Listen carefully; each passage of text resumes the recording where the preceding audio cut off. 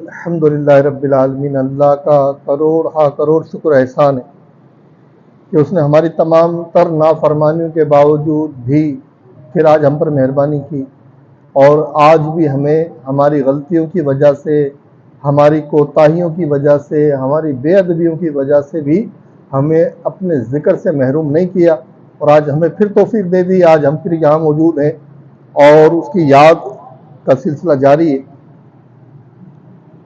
حضرت سلطان العارفین سخی سلطان حق باہو کی کل جو زندگی کی تعلیمات ہیں، آپ کے ابیات ہیں، آپ کی کوشش ہے، آپ کی لگن، آپ کی سعی، وہ صرف فقط یہ تھی کہ لوگوں کو ان کے دلوں میں اللہ کی محبت کا چراغ جل جائے، اور اس کے بعد آپ کی خواہش یہ تھی کہ کوئی طالب مولا مجھ تک پہنچے اور یہ وراثت، یہ عشق کا کمال مجھ سے حاصل کر لے ساری زندگی۔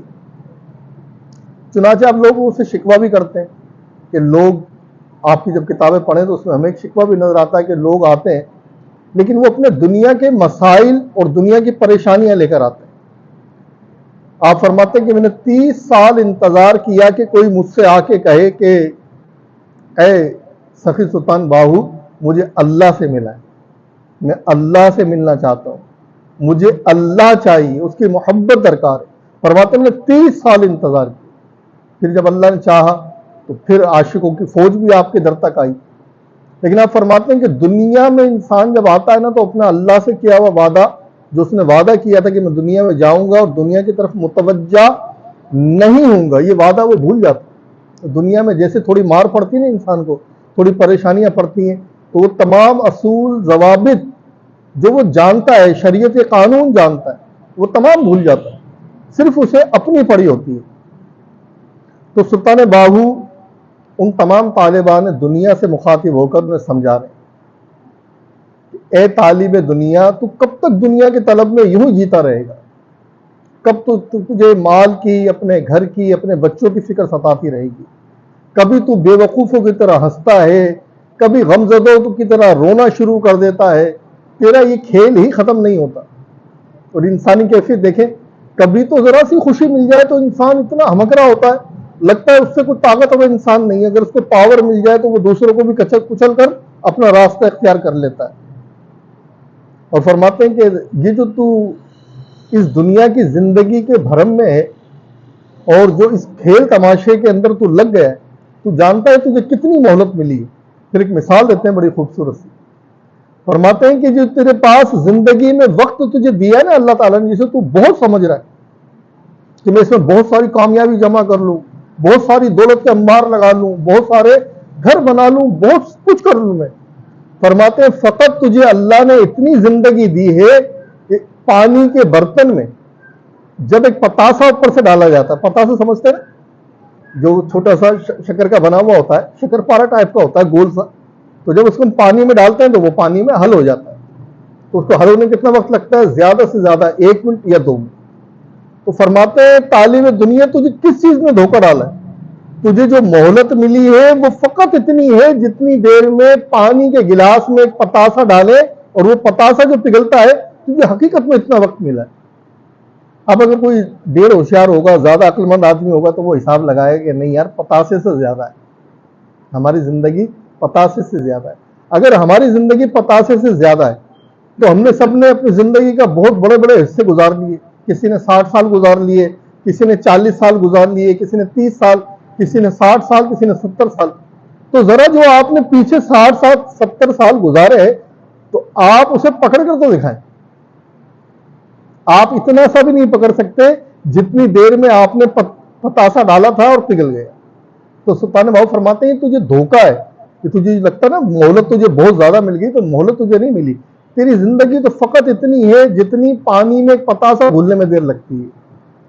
پھر فرماتے ہیں کہ تجھے اللہ نے کس کام کے لیے بھیجا تھا، یاد کر، تجھ سے تو وعدہ لیا تھا، تجھے اپنی نیابت دی تھی، لقد خلقنا الانسان فی احسن تقویم کا تاج تیرے سر پہ سجایا۔ فرشتوں نے اعتراض کیا، جنات نے اعتراض کیا، لیکن اللہ نے وہ اپنی نیابت کا، اپنے خلیفہ ہونے کا تاج تیرے سر پہ سجا دیا اور تجھے بھیجا، اور تو نے دنیا میں جاتے ہوئے، یعنی ہم سب کی بات ہو رہی ہے، ایسا نہیں کہ صرف سیدنا آدم علیہ السلام نے اللہ سے وعدہ کیا تھا یا انبیاء نے کیا تھا، ہم سب نے وعدہ کیا تھا. جب اس نے کہا تھا الستو بربکم، تو کوئی مخلوق ایسے نہیں تھی جس نے نہ کہا ہو کہ بلا، قالو بلا. سب نے کہا تھا بلا، یعنی کہ کیوں نہیں، تو جو چاہتا ہے ویسا ہی ہم اپنی زندگی کو گزاریں گے اور اپنی زندگی کا راستہ اسی طرح چنیں گے جس طرح تو چاہتا ہے. پھر اس نے ہمیں دنیا بھی دکھائی، جنت بھی دکھائی، اور ہم نے کہا ہمیں ان چیزوں کی پرواہ نہیں ہے، ہمیں تو چاہیے. لیکن ذرا سی مار پڑی تو کیا ہوا، ہم دنیا میں آئے اور ہم نے سارے ایگریمنٹ جو ہم نے اللہ سے کیے تھے وہ توڑ دیے. تو سلطان بہو فرما رہے ہیں یہ جو تو نے ایگریمنٹ کیا تھا اللہ سے اور آج تو اپنی ضرورت کی وجہ سے اس کو توڑ رہا ہے، تو پہلی بات تو یہ تیری زندگی بڑی مختصر سی ہے، یہ کبھی بھی مک جائے گی. اور تجھے معلوم ہے کہ خدا کی بارگاہ میں حاضر ہونے سے پہلے تجھے قبر میں لٹایا جائے گا. تو وہاں جانتا ہے کہ جو اب اللہ سے کیے ہوئے وعدے کو بھول جاتے ہیں وہ حشر کیا ہے. وہاں تجھے اتنی جگہ بھی نہیں ملے گی کہ تو پاسا لے سکے، یعنی کہ تو پلٹ سکے، کروٹ لے سکے. تجھے تو اتنی جگہ بھی میسر نہیں ہوگی، تو کس بات پہ اتراتا ہے. پھر آخر میں فرماتے ہیں کہ تجھے وہی ملے گا جو تو نے یہاں پر کمایا ہوگا، یہ جو تو نے بیج لگایا ہوگا، یہ جو تو نے سعی کی ہوگی اللہ کی دی ہوئی توفیق سے. اب یہاں بھی ایک بہت بڑا دھوکہ شیطان کا ہوتا ہے، اور خاص طور پہ جو علم والے ہوتے ہیں نا، جن کو تھوڑا دو چار کتاب پڑھ لیتے ہیں انہیں زیادہ دھوکہ ہوتا ہے. کم پڑھا لکھا آدمی ہوتا ہے تو اس کے ذہن میں یہ ہوتا ہے کہ بس ٹھیک ہے اللہ کے اوپر بھروسہ ہے، کبھی اس کو اپنی نیکی نہیں لگتی. لیکن جیسے جیسے انسان کا علم بڑھتا ہے تو اس کو پتا ہوتا ہے کہ میں نے یہ نیکی کر لی، اس کا اتنا ثواب ہے، وہ کیلکولیشن کرتا ہے. جیسے ایک مزدور آدمی ہوتا ہے نا، وہ مزدوری کرتا ہے تو وہ حساب نہیں لگا رہا ہوتا کہ اس میں کتنا آٹا آئے گا کتنی، وہ بس مزدوری کر رہا ہوتا ہے. پھر اللہ پر بھروسہ کرتے ہوئے جتنا بھی سامان ہوتا ہے اگر مزدوری سے مل جاتی ہے اسی حساب سے وہ خرچ کر دیتا ہے. لیکن جب ایک آدمی پڑھا لکھا آدمی ہوتا ہے، وہ کماتا ہے تو وہ ساری کیلکولیشن پہلے ہی کر لیتا ہے کہ مجھے اس میں سے اتنی فیس نکالنی ہے، یہ کروں گا، اتنے پیسے بچ جائیں گے، اتنی ضرورت لگاؤں گا.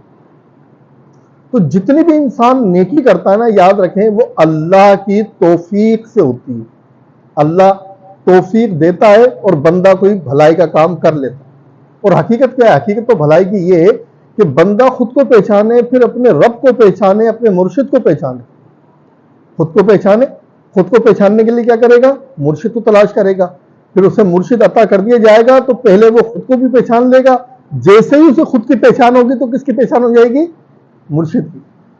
اور جیسے ہی کسی کو مرشد کی پہچان ہو جائے گی اسے اللہ کی پہچان بھی حاصل ہو جائے گی. جو عارف باللہ بنتا نا انسان، ایک طالب مولا سفر کرتا ہے اللہ کی راہ میں، اور جب عارف باللہ بنتا ہے، عارف باللہ کو کس کو کہتے ہیں؟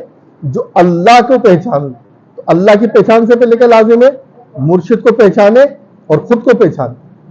تو یہ پہچان کب نصیب ہوگی؟ جب اللہ توفیق دے گا. تو جسے اللہ توفیق دیتا ہے اسے کیا دیتا ہے؟ مرشد دے دیتا ہے. اسے مرشد دے دیتا ہے، پھر مرشد رستہ طے کراتا ہے. اب یہاں انسان جو طالب ہوگا اس کے اندر کھوٹ بھی ہوگی.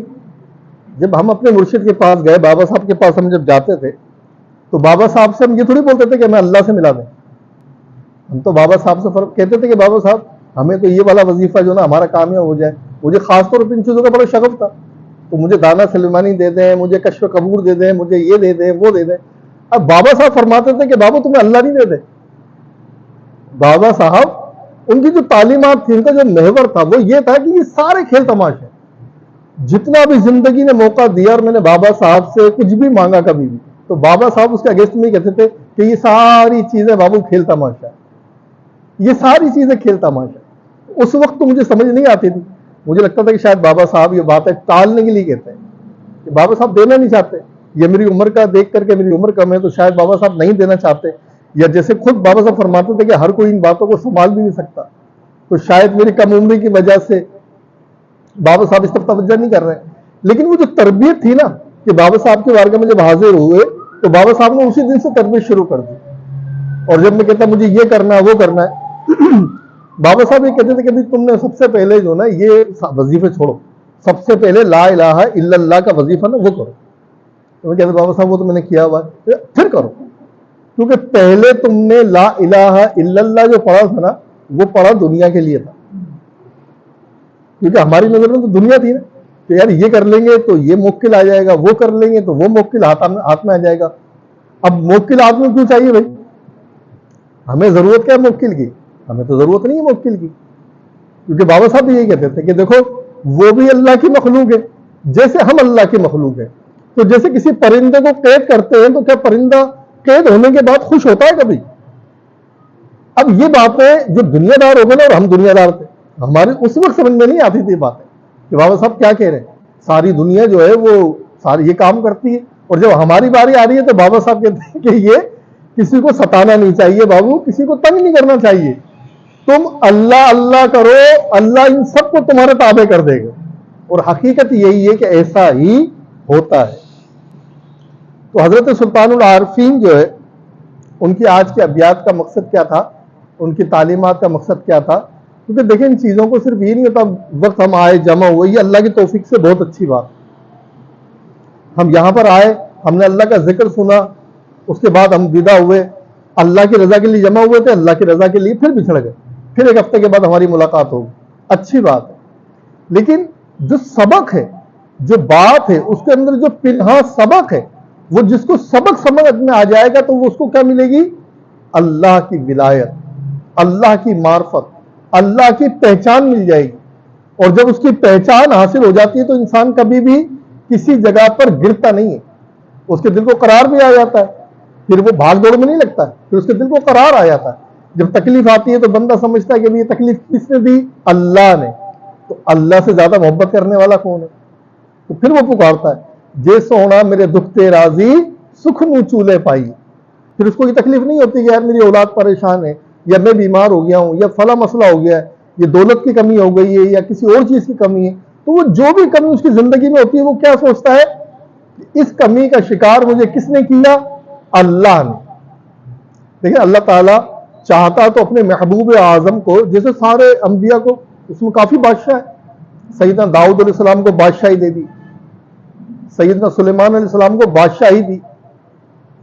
تو اللہ چاہتا تو اپنے محبوب اعظم کو تو سارے بادشاہوں کا بادشاہ بنا دیتا، لیکن اللہ کے محبوب نے بھی اس بادشاہی کو پسند نہیں کیا کہ دنیا کی دولت مل جائے، دنیا کی بادشاہی ملے. البتہ نبی کریم علیہ الصلوۃ والسلام نے اپنی عطرت کی محبت اور ان کے ادب کی تعلیمات ضرور دی کہ میری عطرت، میرے اہل بیت، میری اولاد، ان سے محبت بھی کرنا اور ان کا ادب بھی کرنا. چنانچہ اس میں بے شمار حدیث طیبہ ہمیں جو ہے وہ ملتی ہیں عطرت سے متعلق.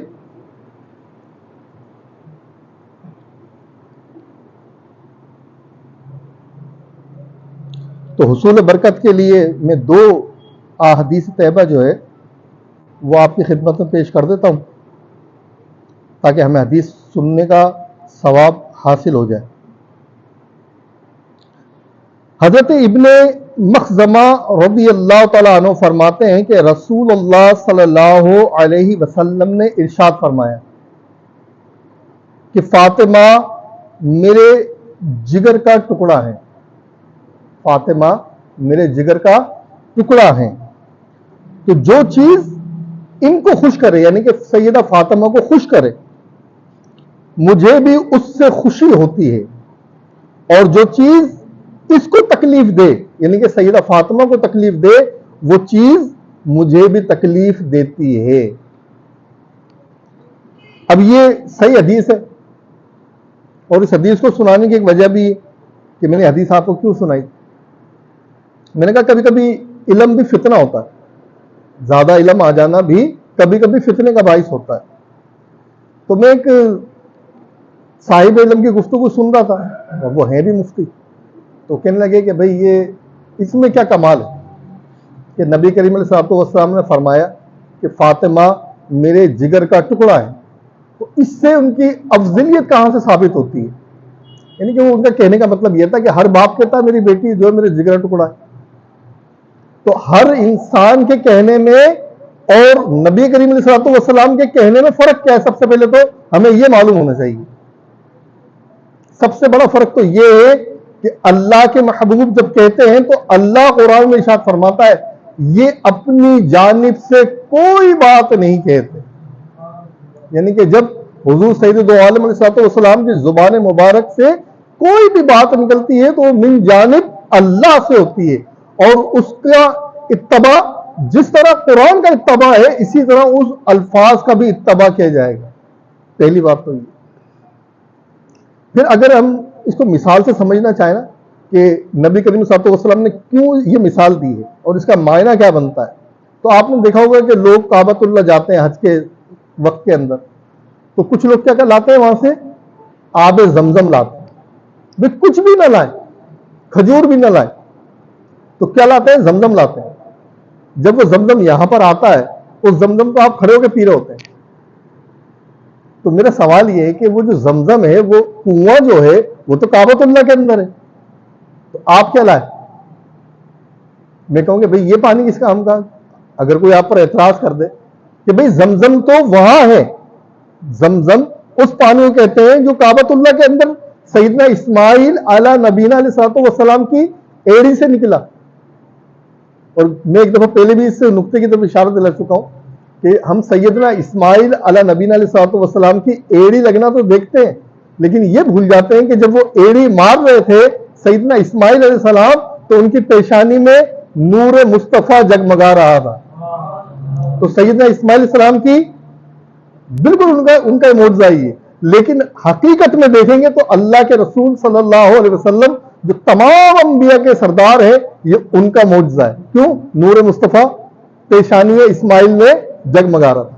اسی طرح سیدنا ابراہیم علیہ نبینا علیہ الصلوۃ والسلام کو آگ میں ڈالا گیا، تو پھر اللہ تعالیٰ نے حکم دیا آگ کو کہ سلامتی والی ہو جائے، آگ ٹھنڈی ہو گئی.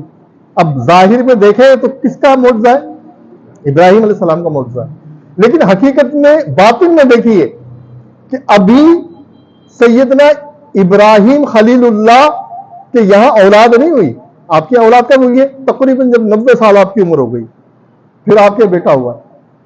ابھی آپ کی اولاد نہیں ہوئی، ابھی آپ جوان ہیں، اور جوانی کے اندر آپ کو اٹھا کے منجنیق پہ رکھ کر آگ میں پھینکا جا رہا ہے. تو ظاہر میں دیکھیں گے ہر بات کے دو رخ ہوتے ہیں. ظاہر میں دیکھیں گے تو کون جا رہے ہیں آگ میں؟ سیدنا ابراہیم علیہ نبینا علیہ الصلوۃ والسلام. ان کی پیشانی میں نور جگمگا رہا ہے ہمارے آقا علیہ الصلوۃ والسلام. اسماعیل جب پیدا ہوں گے تو نور منتقل ہو جائے گا اسماعیل پہ، حضرت ابراہیم سے. لیکن چونکہ اسماعیل پیدا نہیں ہوئے تو نور کا جگمگا رہا تھا ابراہیم خلیل اللہ کے پیشانی کے اندر. تو ابراہیم کو نہیں پھینک رہے تھے، وہ نور مصطفیٰ کو اس آگ میں ڈالنا چاہتے تھے. تو اللہ نے فرمایا کہ اے آگ ٹھنڈی ہو جا، سلامتی والی ہو جا. تو میں عرض کر رہا تھا کہ ہم زمزم کا کنواں تو وہاں موجود ہے، تو کیا صرف زمزم کا ادب جو ہے وہ اسی جگہ پر ہوگا؟ بھائی اگر صرف اس چیز کا ادب ہوتا ہے، جیسے اب ان کی وہ ذہن تھا جو بھی، اور مجھے سب سے زیادہ دکھ یہ ہو رہا تھا کہ وہ تھے بھی ہمارے اہل سنت سے تعلق رکھنے والے. یعنی کوئی ایسا بندہ ہوتا نا تو دور پڑے گا بندہ تو ہم کہتے ہیں یار چلو یہ تو بے ادب لوگ ہیں. مطلب ہم لوگ بھی اگر اس ادب کو نہیں سمجھیں گے تو آپ یقین کریں ساری زندگی عبادت کرتے رہیں، اگر دل میں اہل بیت اطہار کی محبت نہیں ہے، ان کا ادب نہیں ہے، اللہ ساری نمازیں، ساری عبادتیں، ساری ریاضتیں اٹھا کے ہمارے منہ پر مار دے گا. اگر ہمارے دل میں عطرت کا خیال نہیں. اللہ کے رسول صلی اللہ علیہ وسلم فرمایا تھا کہ میں تمہیں دو چیز چھوڑ کے جا رہا ہوں، اگر تم ان کو مضبوطی سے پکڑو گے تو کبھی فتنے میں نہیں پڑو گے. یہ جو آج ہم فتنوں میں پڑ گئے نا بہت ساروں میں، کبھی فتنوں میں نہیں پڑو گے. ایک ہے قرآن اور دوسری ہے میری عطرت، میرے اہل بیت کا خیال رکھنا، ان کے دامن کو مضبوطی سے پکڑنا، کبھی دھوکہ نہیں کھاؤ گے. تو اگر ہم اس کی تشریح یوں کر رہے ہیں کہ اللہ کے رسول صلی اللہ علیہ وسلم کا کہنا اور یہ وضع یا بدعا ہونا، ٹکڑا ہونا کوئی اہمیت نہیں رکھتا، تو عرض میں یہ کرنا چاہ رہا تھا کہ پھر زمزم کا احترام تو صرف زمزم کے موقع پہ ہونا چاہیے جہاں زمزم کا کنواں چاہے زمزم کے اوپر. لیکن کیا ہے کہ جب پانی یہاں آتا ہے تب بھی ہم اس کو اتنے ہی ادب اور احترام سے پیتے. کیوں؟ ہم جانتے ہیں کہ یہ زمزم کا کنواں تو نہیں ہے لیکن پانی زمزم کا ہے. ٹھیک ہے. پھر اسی طرح جب کوئی خوش نصیب ہو، بہت خوش نصیب ہو، بہت زیادہ خوش نصیب ہو، تو اس کے حصے میں کیا آ جاتا ہے؟ کعبۃ اللہ کا غلاف. کوئی ایسا تھوڑی ہوتا ہے کہ پورا گورنمنٹ، سعودی گورنمنٹ پورا غلاف پکڑ کے اٹھا کے ایک بندے کو دے دے. ایک غلاف میں سے ہزاروں پیس کیے جاتے ہیں اور اس کو تبرکن تقسیم کیا جاتا ہے، تو وہ کئی کنٹریز کے اندر پہنچ جاتا ہے، ہزاروں لوگوں کے ہاتھ آتا ہے اور وہ اپنے گھروں میں ان کو فریم کروا کر یا ادب سے احترام سے رکھ لیتے ہیں۔ کیوں رکھ لیتے ہیں؟ کیونکہ یہ کعبۃ اللہ کا غلاف ہے۔ اب غلاف تو اس کا کہتے ہیں جو پورا کعبۃ اللہ کو پکڑا ہوا ہے، یہ کیا ہے؟ اس کا ادب کیوں ہو رہا ہے؟ کیونکہ یہ اس کا حصہ ہے۔ اسی طرح سے جو بھی نعمت کسی اللہ والے سے جڑ جاتی ہے، اب انسان ہم بال کٹواتے ہیں پھینک دیتے ہیں، لیکن آپ کو معلوم ہو کہ حضور سیدنا غوث اعظم کے زلف مبارک ہیں، اور کوئی آدمی اپنی ضرورت کی وجہ سے وہ کہتا کہ میں دینے کو تیار ہوں لیکن میرا مسئلہ ہے، میری پریشانی ہے، دور کر دیں، اگر وہ کہے اور آپ کے بس میں ہو تو کیا آپ اس کو لینا پسند نہیں کریں گے؟ یا اللہ کے محبوب سے وہ چیز جڑی ہو یا کسی اللہ کے ولی سے جڑی ہو، کیوں؟ اب تو یہ بال ان کے جسم پر موجود نہیں ہے لیکن ان کے جسم کا حصہ ہے، تو وہ جتنی بھی چیزیں ہوں وہ اپنی اصل سے تعلق رکھتی ہیں۔ تو نبی کریم علیہ الصلوۃ والسلام نے جو فرمایا کہ فاطمہ میرے جگر کا ٹکڑا ہے، اس کا مطلب یہ ہے کہ جس طرح ان کے خوش ہونے سے میں خوش ہوتا ہوں تو کل میرے بعد بھی ان کا اسی طرح احترام کرنا اور ان کی طرف پھر جو فاطمہ کی جو اولاد ہوگی سلام اللہ علیہ کی، اس کا بھی ادب، اس کی بھی عزت اسی طرح کرنی ہے۔ کیوں؟ کہ یہ سب نبی کریم علیہ الصلوۃ والسلام کے جگر کے ٹکڑے، ان کی رگوں میں خون تو مصطفیٰ کے علیہ السلام کا بہہ رہا ہے۔ آج بھی جتنے سادات کرام ہیں ان کے جسم میں خون کن کا ہے؟ ان کے جسم میں نبی کریم علیہ الصلوۃ والسلام کا خون بہہ رہا ہے۔ اور ہمارے ایک بدنصیبی اور بھی ہے، میں نے پہلے بھی عرض کیا تھا اور پھر میں عرض کرنا چاہتا ہوں کہ ہمارے ایک بدنصیبی یہ بھی ہے کہ عام طور پر دیکھا ہے کہ جو شیعہ ہوتے ہیں وہ سنی سادات کو نہیں مانتے، میں نے بےہودہ پن اور بدتمیزی کے الفاظ سنے۔ اسی طرح ہمارے سنیوں کے اندر بھی ایک مسئلہ ہے، اگر کوئی سید زادہ شیعہ ہو جائے، ہمارے لوگ نہیں مان رہے ہوتے، بولتے ہیں بھائی شیعہ ہو گیا، بھائی شیعہ ہو گیا، سنی ہو گیا، دیوبندی ہو گیا، وہابی ہو گیا، ہے کون؟ ہے تو فاطمہ کا لال۔ اور سیدہ فاطمہ کی جو نام فاطمہ ہے، اس کی ایک نسبت میں نے یہ پڑھی ہے کہ فاطمہ اس کو کہتے ہیں جو کسی چیز سے کسی کو جدا کر دے۔ تو کل اگر کسی بسبب گناہ کی وجہ سے آپ کی کسی آل سے سوال جواب ہو تو سیدہ فاطمہ اپنی آل کے لیے کافی ہے۔ ایک نسبت اس کی یہ بھی بیان کی جاتی ہے، اور صرف یہ نہیں کہ اپنی آل کے لیے، بلکہ جتنے بھی لوگ آپ کی آل سے بھی محبت کرتے ہیں ان سب کے لیے بھی قیامت میں سیدہ فاطمہ الزہرا سلام اللہ علیہ کافی۔ تو یہ عشق کا سودا ہے، اور عشق سے ادب کا تعلق ہے۔ ان دونوں میں ذرا سی بھی اونچ نیچ ہو تو ولایت تو کجا، ایمان بھی نہیں بچتا۔ تو اس چیزوں کے اندر کبھی بھی، اس لیے بتایا سب کچھ میں نے آپ کو کہ کبھی بھی، آج کل فتنوں کا دور ہے، نبی کریم صلی اللہ علیہ وسلم نے فرمایا ایک وقت ایسا آئے گا کہ فتنے امڑ کے آئیں گے اور ایسی ایسی جگہ سے آئیں گے کہ آدمی حیرت میں رہ جائے گا، یار یہ بندہ یہ بات کر رہا ہے، جیسے مجھے جھٹکا لگ گیا، یار یہ بندہ یہ اس باتوں کر رہا ہے، یہ تو ناسبیوں کا طریقہ تھا جو مولا علی کرم اللہ وجہ الکریم اور اہل بیت کے اوپر بھونکتے تھے، ان کے اندر برائیاں ڈھونڈتے تھے، یہ ایسی روایات بناتے تھے، گھڑتے تھے جن سے ان کا رتبہ کم ہو سکے، لیکن جن کا رتبہ اللہ بیان بلند کرے، وَرَفَعْنَا لَكَ ذِكْرَكَ، تو یہ حضور کا جو ذکر ہے اسی میں اہل بیت اطہار کا بھی ذکر۔ تو اس باتوں کو جو نا اپنے ذہن میں رکھا کریں، کبھی بھی کوئی ایسی بات ہو جہاں پر اہل بیت اطہار کا تذکرہ ہو، کبھی بھی آپ کو میں نصیحت بھی کر رہا ہوں، وصیت بھی کر رہا ہوں، کبھی بھی کتنا ہی بڑا بندہ ہو اگر اہل بیت کے بارے میں بات بولے تو اپنے کانوں میں انگلی ڈالنا، ہمیں نہیں سننی۔ بھائی کوئی کتنا بڑا مقام کے اندر ہو سکتا ہے، مقام ولایت پہ پہنچ جائے گا، محبوبین کے مقام پہ پہنچ جائے گا، لیکن وہ مقام پر جانے کے بعد بھی اس کی رجت کا خطرہ ہے۔ لیکن سیدہ فاطمہ تو زہرا سلام اللہ علیہ وہ ہیں جن کی اولاد کے لیے آیت تطہیر اتری ہے، قرآن کی نص موجود ہے کہ اے محبوب تیرے رب نے ارادہ کر لیا ہے کہ وہ تیری آل کو ہر قسم کی نجاستوں سے پاک کرے گی۔ کسی عالم کے لیے نہیں ہے، کسی مفتی کے لیے نہیں ہے۔ انسان ولایت کی سیڑھی پہ چڑھ جاتا ہے، چڑھنے کے بعد گر بھی سکتا ہے، لیکن یہ ممکن نہیں ہے کہ اللہ کوئی وعدہ کرے اور اس وعدے کو توڑ، یہ ممکن نہیں ہے. ٹھیک ہے، تو آج محفل ہماری کافی لمبی ہو گئی.